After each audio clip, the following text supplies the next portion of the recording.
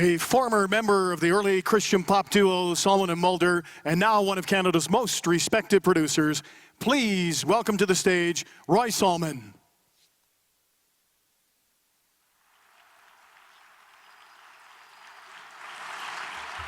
Good evening. For about 7 years, 4.5 albums, 30 musicians, excuse me. That was quite the dinner we had, wasn't it? Just glad we got that out of the way quickly. Nothing like a Calgary crowd to understand that.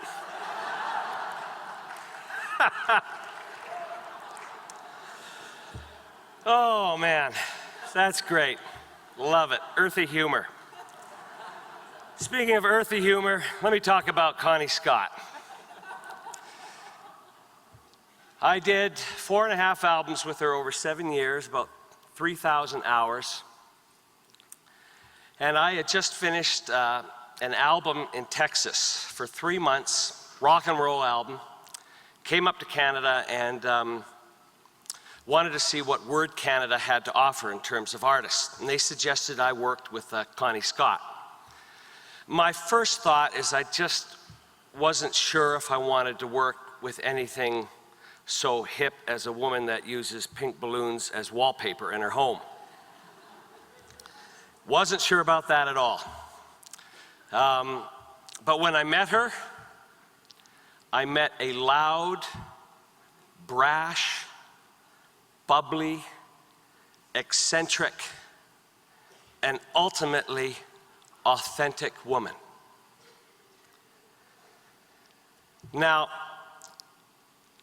on top of the authenticity, as they say in the South, this girl could sing. She could sing and commit herself 110% to a song. Solzhenitsyn said that one word of truth outweighs the whole world. And I usually like to tell my musicians in the studio that one note of truth outweighs the whole world. And these days it's harder and harder to hear one note of truth because of Pro Tools, pitch correcting, cut and paste, plugins, computers. It's so easy to manipulate sound. But in those days, when all we had was tape and a red button, Connie would commit herself to finding notes of truth.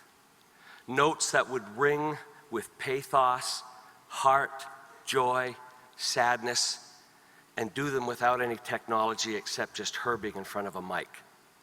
I remember on her Christmas album, Connie was 8 months pregnant, and she's doing a Christmas album in the summer. And she's in the studio, and we're singing that part of the song, Noel, Noel. It goes, Noel, Noel, Noel, Noel. You know, it goes way, way up high. And I can tell you now publicly for the first time the secret of Connie hitting those high notes. She stepped back, arched her 8-month pregnant belly out, grabbed her butt, and yow! She looked like a ripe avocado being pinched just to see if it was ripe. I will never forget that image. But she hit that note, and she hit it true, and she did it time and time again. If any of you have ever listened to the song Forever Young, you'll hear a song that starts in a whisper, that's melancholic, that starts to build in confidence as the song goes on, as the song starts to have some meaning. And by the end of the song, she's hitting a note with all the power that her lungs can give. And within 2 seconds, she's back to a whisper again. Listen to that song if you can, because that is a single take. Only time it's happened in my career. I've talked with some other producers, and it's a little bit like getting a hole-in-one in golf. It's an amazing thing. And again, no technology. And she didn't do a note of truth. She did a performance of truth. Authenticity is what we are called to. in gospel music. Picasso said, "Art is a lie that shows us the truth." And our job in music and recordings is to try to communicate the truth by any means possible using the technology. And Connie has been an inspiration for people, for young people I've heard, from talking with a lot of you that said, "I remember hearing her when I was a kid." She's been an inspiration to hit those notes of truth and to be authentic. And Connie, we want to present you with this Lifetime Achievement Award for blazing a trail for the rest of us to be authentic in our ministry and authentic in our lives. Congratulations, Connie.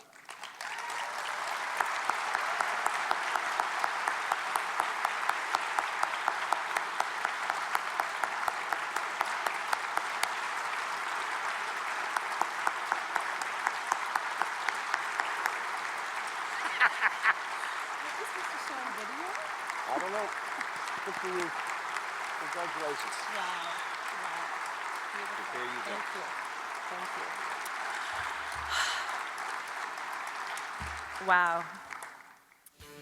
The year was 1983, and who can forget the pink and white balloons? It was 19-year-old Connie Scott's debut solo release, Heartbeat, on Sparrow Records, and Canada's new queen of Christian pop quickly assaulted the radio and sales charts with songs like Just Another Reason.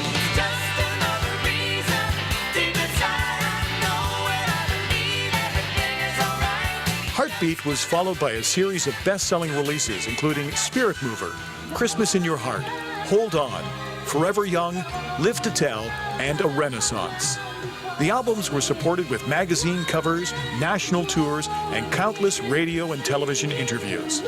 Her multi-format appeal placed Connie on adult contemporary, rock, and Christian hit radio charts. She was the first Canadian Christian artist to chart on all three formats at the same time on CCM Magazine's Update charts in September of 1992. Her album Hold On had 7 of the 10 songs charted radio. Her success led to Grammy and Dove Award nominations and 3 consecutive West Coast Music Awards.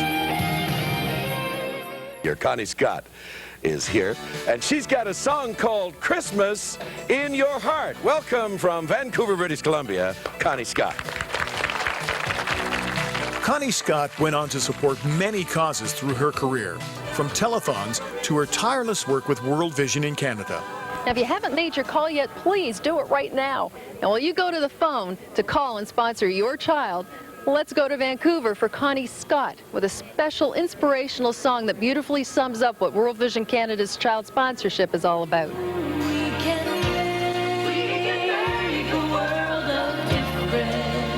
After releases with Sparrow Records, Connie Scott joined the ever-expanding roster of Canadian artists at Image 7 Records.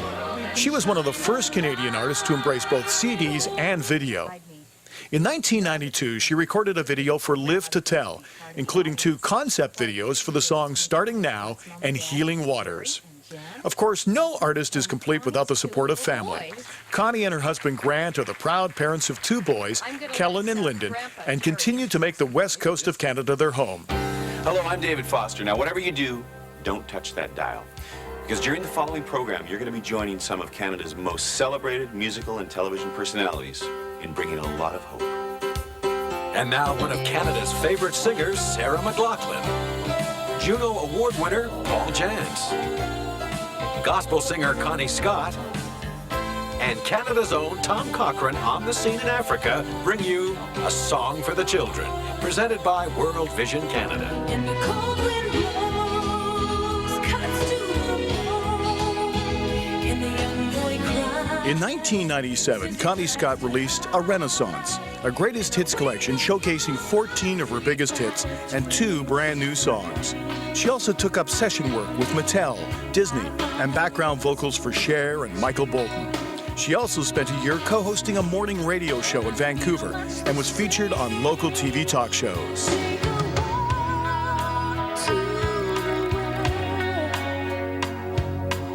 As the voice behind songs written by Bob Dylan, Mr. Mister, Eric Carmen, Roy Solomon, Arlen Salty, Ashley Cleveland, Mark Jordan, David Meece, Monroe Jones, and many more, Connie Scott's impact on Canadian Christian music cannot be understated.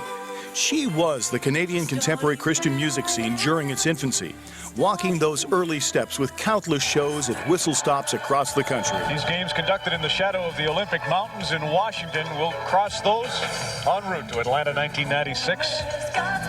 Connie Scott, well-known Canadian gospel vocalist, is performing here as part of a Smile Africa presentation. To show that we care and join in the celebration.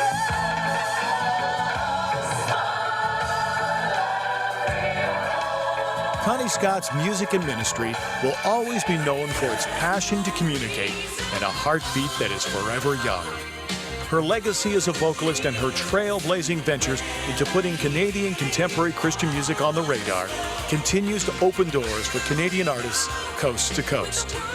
GMA Canada is proud to honor Connie Scott with the 2006 Lifetime Achievement Award. Ladies and gentlemen, Connie Scott.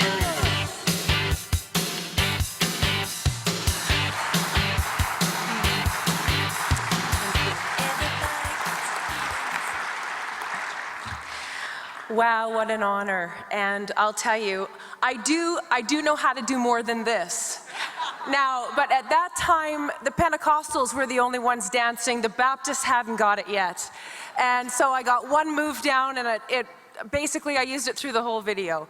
But, you know, what an honor again. And I have been so blessed already by the music that I've heard this evening. I don't know about you, but it has really touched me.